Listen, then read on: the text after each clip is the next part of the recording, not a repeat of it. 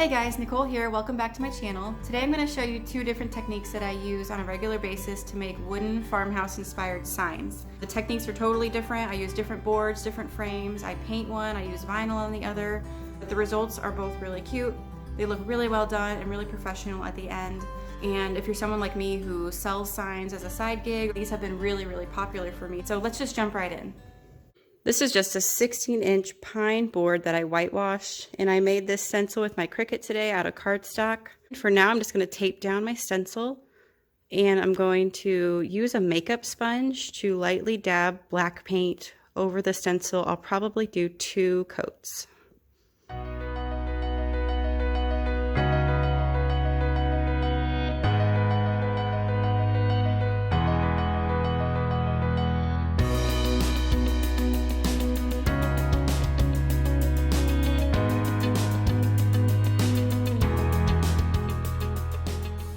I'm done painting the stencil. I have some areas where I've had some bleed through. My Cricut did not do a great job cutting this stencil, so it's pretty wonky in some places. I'll have to touch that up with some white paint. And it looked pretty plain, so I'm going to actually add some very thin black stripes on the top and the bottom.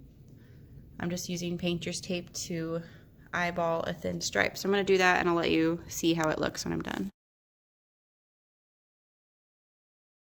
Next, I'm going to be cutting and staining just a 1.5 inch by 3/4 inch pine board. You can just get that in any lumber section. I got mine from Home Depot. And I'm going to be staining it with this General Finishes medium brown water-based dye stain.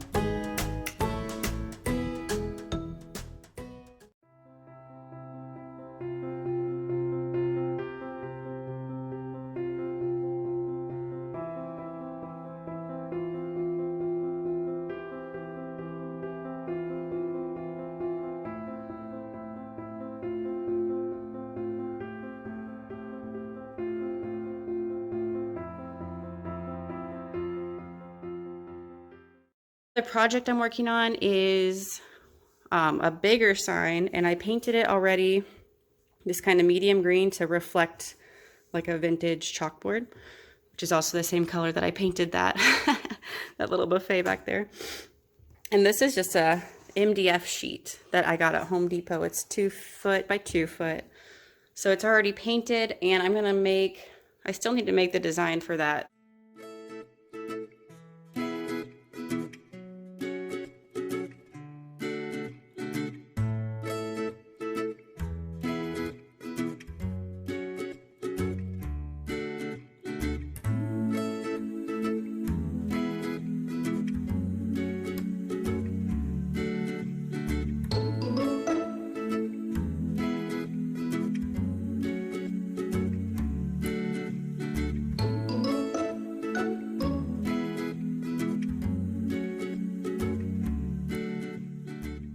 So I have my image all weeded, which just means I've taken away the negative vinyl that I don't want on my sign. And now everything that's left is my image. Now it's not placed where it's going to go on the sign. As you can see, I moved the words around on my sheet so that I could cut it onto one sheet and save all that vinyl.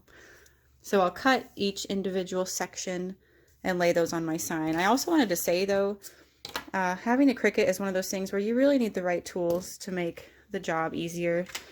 And I think most of these come in like a starter kit.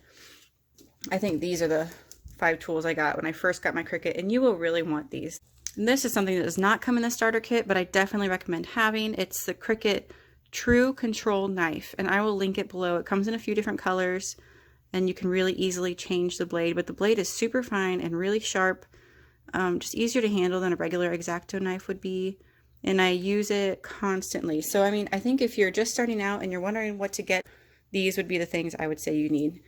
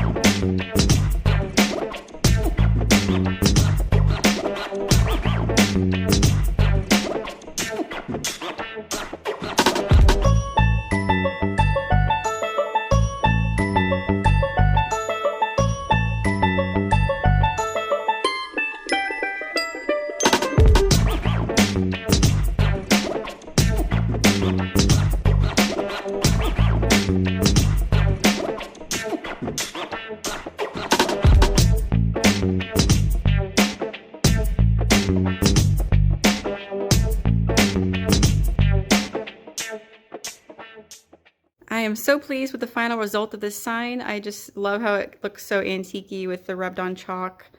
I also really just like the quote, "These are the good old days," especially for those of us who are watching who also have small children, and the days feel really long. You know that some point in the future you're going to look back on these days and miss them and all the craziness around your home. So this is actually a sign I'm going to be keeping as a good reminder for myself, especially on days where we're having struggles. I have a second board all ready to go to do another sign just like this one, and I'll probably be putting that in my booth, my antique booth. The frame for this is just a poplar strip that you can get in the exact same aisle at Home Depot. These are all kind of where the craft boards are. It's in the same aisle as a lot of the trim work and the specialty boards. So that's where both of the boards come from, for the frame and the MDF square. I'm using Oracle white matte vinyl today. There's no rhyme or reason to applying the chalk at the end. You just rub it all over, and then I kind of add it in spots where I think it can use a little bit more, and it rubs off pretty well if you go overboard. And I just think the messier it looks, the more authentic it looks. So you don't want to have like an even coat of chalk. You kind of want to have some brighter places, some darker places, just like an old school chalkboard would have. So my last step for this sign is going to be to attach a hanging rope on the top. I'm not going to show you that step because all you have to do is cut a rope and then staple it on the back using a staple gun.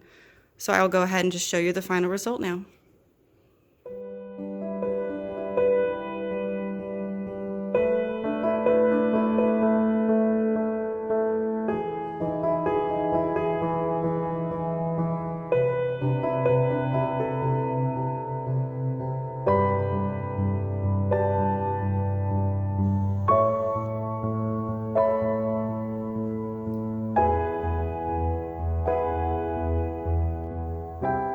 I really hope you enjoyed this video. I had a good time making these signs. I think it's really, really awesome to be able to go to a hardware store and pick up some wood and just turn it into a piece of art for your home. I've been so thankful for my Cricut and the creative outlet it's kind of given me, and I've been able to make a little bit of a side gig out of it for my family. And since I stay home, that's been really nice to just have that outlet to interact with people outside of my home, and also just to make a little bit of money. I think these look really nice for any farmhouse style home. Like I said before, this one's a pretty trendy farmhouse look with the black and white. whereas this one's a little more vintage, a little more rustic. This one's probably my preference, and this is the one I plan on keeping in my home, like I said. But I mean, both of them turned out really nice. So let me know in the comments below if you like this video, if you'd like to see more sign inspirations like these. I am also featuring my antique booth quite a bit, so please like and subscribe if that sounds interesting to you. I appreciate you watching today. Thank you so much, guys. Bye-bye.